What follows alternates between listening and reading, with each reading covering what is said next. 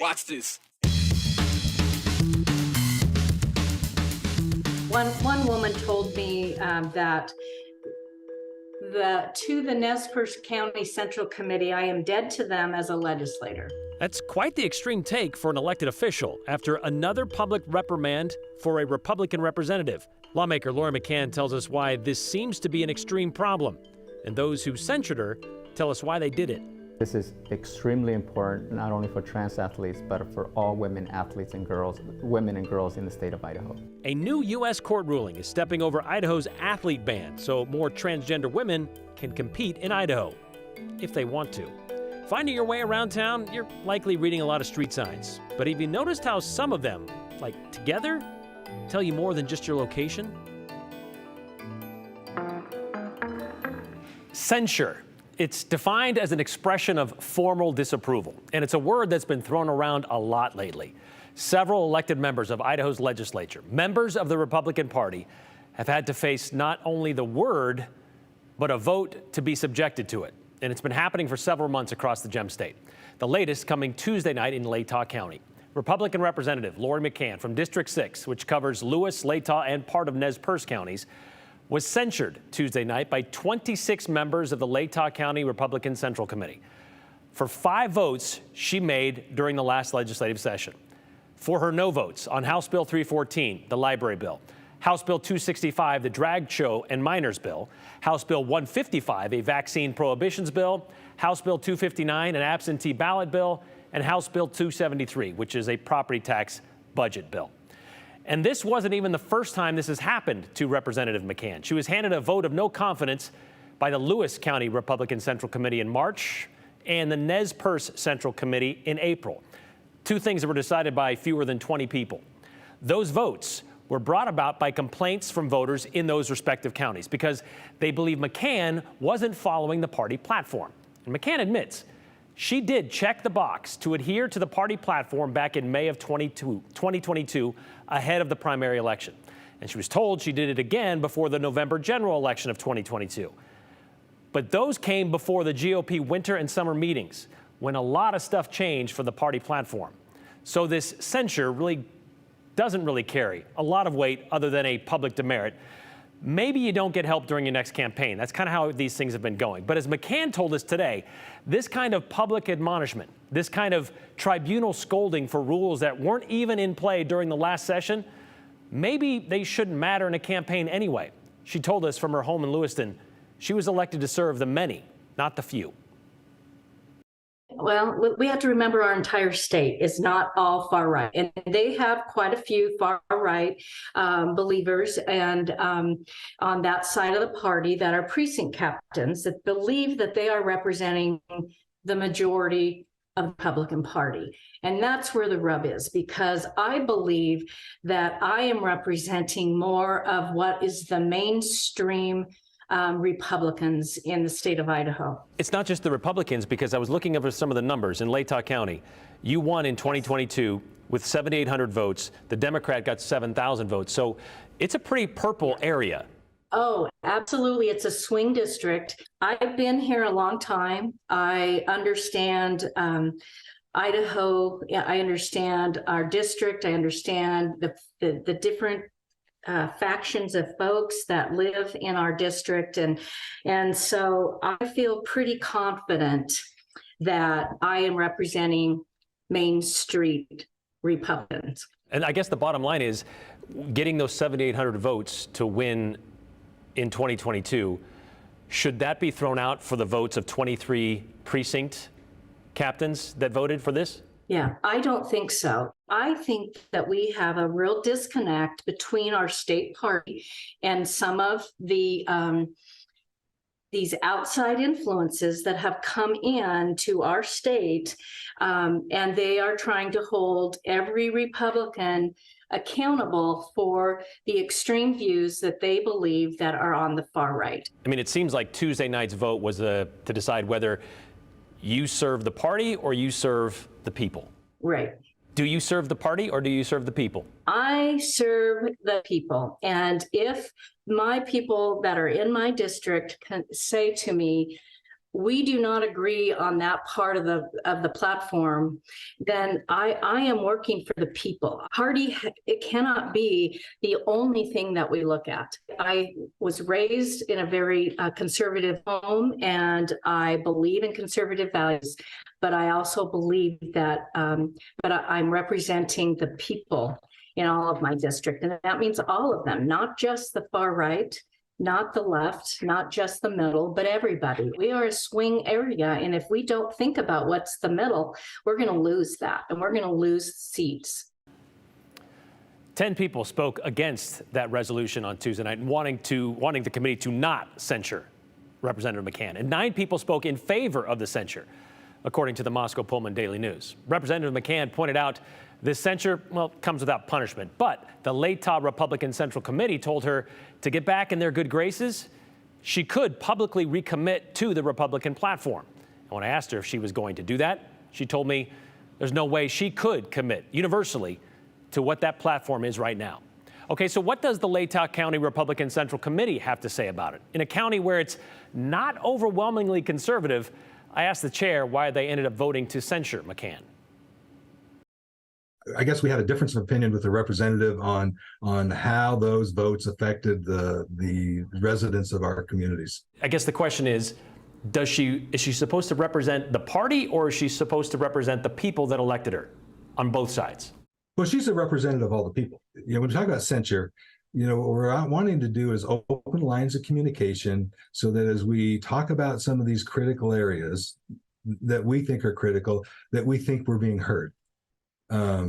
So we're not necessarily trying to control how she votes. We do want to have a voice in that. And given the fact that we spend a lot of energy and time helping get her elected, we do want to be heard. Okay, but in the end, she was censured because she didn't follow the party platform. In the end, we don't believe the votes that she made aligned with the elements of the party platform. That is correct. But doesn't that then go against her representing the people, since a lot of her constituents don't necessarily line up with the Republican Party platform? Again, this is a question of, are we being heard in the process? And you know, this is about wanting to open those lines of communication and be heard in the process. And this is a way within our rules that allow us to do that. Because they spent a lot of time and energy and money on her last campaign. Schoenberger said the Central Committee didn't come to this conclusion lightly. He said it took them about 2.5 hours to deliberate in executive session. The censure, again, carries no penalties, Schoenberg said, but they do want McCann to recommit to that Republican platform. And if there are parts she doesn't agree with, well, they want to know what those are specifically so they can further understand where she is coming from. All right, well, when it comes to controversial social issues, Idaho has a tendency to be first when it comes to passing laws restricting such things. And one of those addresses transgender athletes. In 2020, Idaho became the very first state to have an outright ban on transgender athletes, specifically trans women, keeping them from competing with other women in sports. The Fairness in Women's Sports Act, it was called, or is called, and it was quickly challenged right after it was signed by Governor Brad Little. Its enforcement has been in limbo since. That limbo looks like it's going to, well, continue for a little bit longer after a Ninth Circuit Court of Appeals and their ruling this afternoon. Joe Paris, this outcome has kind of, well, been 3 years in the making, and it's still kind of, well, we don't know exactly where we are yet. Yeah, it's not at its final resting point either, we should say, Brian. This whole thing is still going to continue. But the headline here for you is the Ninth Circuit Court of Appeals ruled to uphold an injunction against the law. Again, as the court identified, the act bars all transgender women and girls from participating in or trying out for public school female sports, teams at every age, from primary school through college, and at every level of competition, from intramural to elite teams. And there are a lot of questions about the law, and there has been for years, but the court says that they found that the law likely violates the rights of transgender students under the Equal Protection Clause of the United States Constitution. It singles them out. So the ACLU of Idaho is one of the groups who sued Idaho over the law. ACLU Idaho Executive Director Leo Morales explains a key finding in court. So this is an equal protection issue where some of the requirements for women and girls in sports is not required for men and boys. So this particular law bans participations for certain members, a subcategory of athletes, but not for all. And so the law is unconstitutional. So more on the specific issue Morales touched on. Under the law, quote, any individual can dispute the sex of any female student athlete in the state of Idaho and require her to undergo intrusive medical procedures to verify her sex. And that includes gynecological exams. And male student athletes in Idaho were not subject to a similar dispute process as the findings identified. So, Brian, we will likely see this case taken up at a higher level. No word on just yet, but while the law is still on the books, it remains on the books, it's just not enforceable still. Yeah, because as you said, because it wasn't a level playing field, so to speak. Yeah, and they basically were just looking at one side of the debate here in terms of, okay, well, we're worried about, female to male transitioning, ruining the competitive nature of women's sports. The other transition, a woman becoming a man, that wasn't really touched on in the law as much. So that's kind of also why this is an equal protection thing, not even just specifically about the fairness in women's sports. Worth pointing out, this lawsuit came about because of one Boise State athlete. We have yet to hear of any high school transgender athletes in the state of Idaho. Yeah, still hasn't been a record of it, but we'll keep an eye out. Thanks, Joe.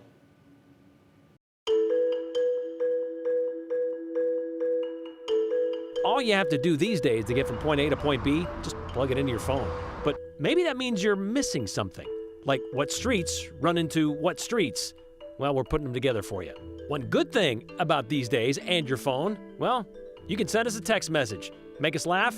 Maybe you can make us cry. Okay, we don't really want to cry. But send us your messages. 208-321-5614. We might show yours at the end of the show, but only if it includes your name and the hashtag the 208. Oh, and it doesn't include, bad words.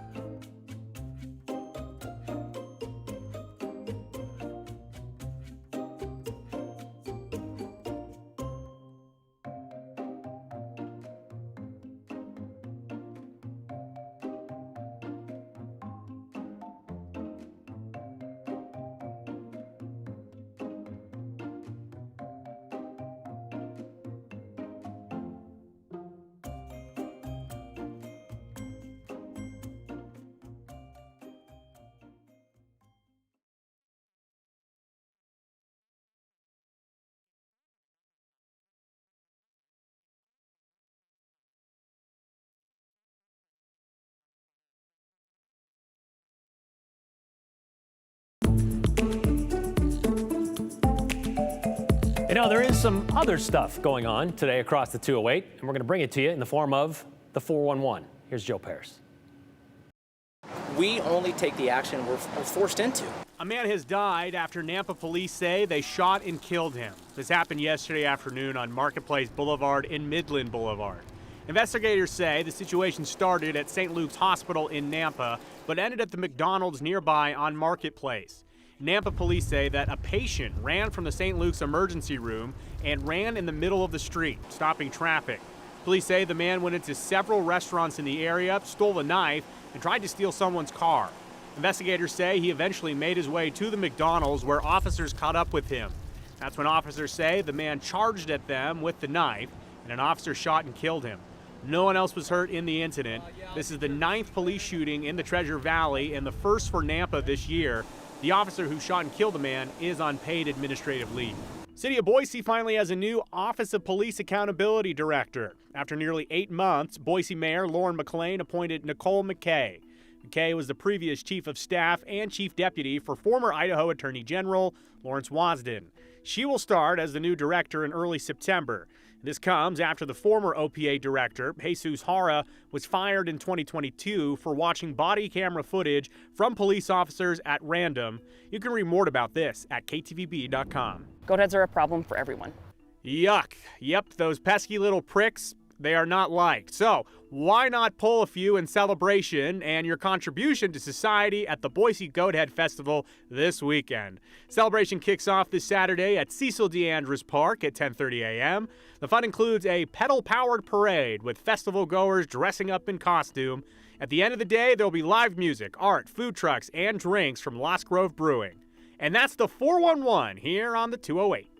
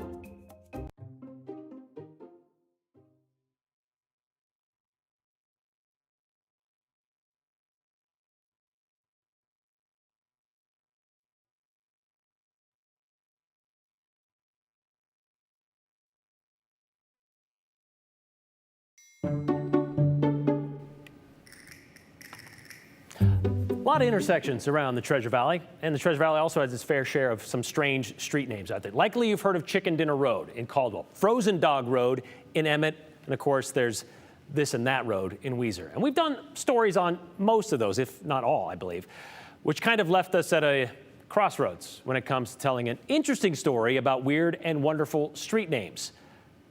Oh, yay, crossroads. That's where it is. So where do you start a story about street signs? How about in the beginning? You know, there are several out there that just make sense, like living on Easy Street. Some that are silly, but are no joke if you choose to drive on it. Others are, well, just lame. Holmes Street. Whose idea was this? This is barely a street. I mean, it's like one step above a gravel road. Okay, so how about when two streets cross, like star-crossed lovers? Two street signs, both alike in color scheme, in fair Tuscany, where we lay our scene. And actually across the rest of the Treasure Valley. So what's in a name? A lot more when you put two of them together to create some interesting intersections. Yeah. Ray Lopez. It's a nice little neighborhood.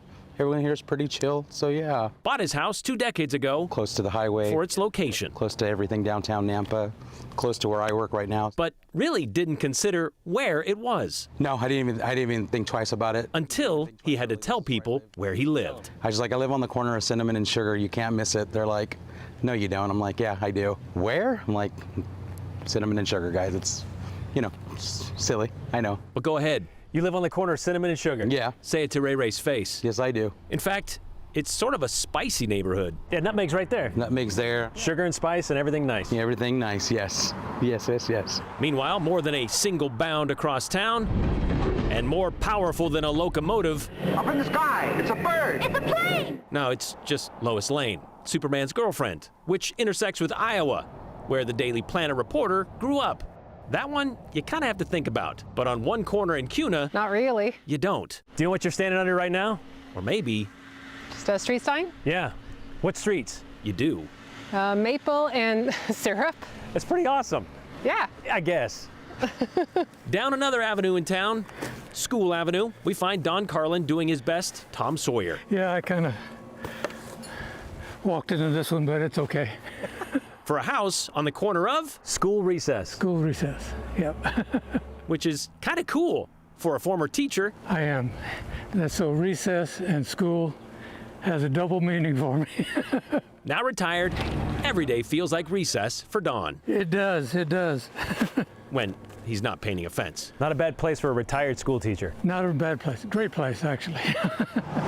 You know, one thing we learn in school is history and geography. No. Just don't ask Martha to put the two together. I am horrible geographically. If I asked you where you were right now, you wouldn't know. Well, I know that I'm on Franklin. You're on Franklin. My husband told me that. You're on Franklin. Mm-hmm. Do you know what intersection you're sitting in front of? No. Can you take a look back there and tell me what you see? Benjamin. And? Franklin. Corner of Benjamin and Franklin. Sort of. Say that one more time. Benjamin and Franklin. Sort of. Does it hit? Oh, geez, Louise, Benjamin Franklin. That's funny. You didn't even know that? No. But now you know. Now I know. I'm on Benjamin and Franklin. Now you know. And we know there's a few more out there as well. I think Drumstick Lane runs into Chicken Dinner Road, stuff like that. And if you know of them, send us a picture of them. Email, text, either one. We'd love to see them because we also love to share them. And you can reach us, by the way, 208-321-5614 or email at the208@ktvb.com.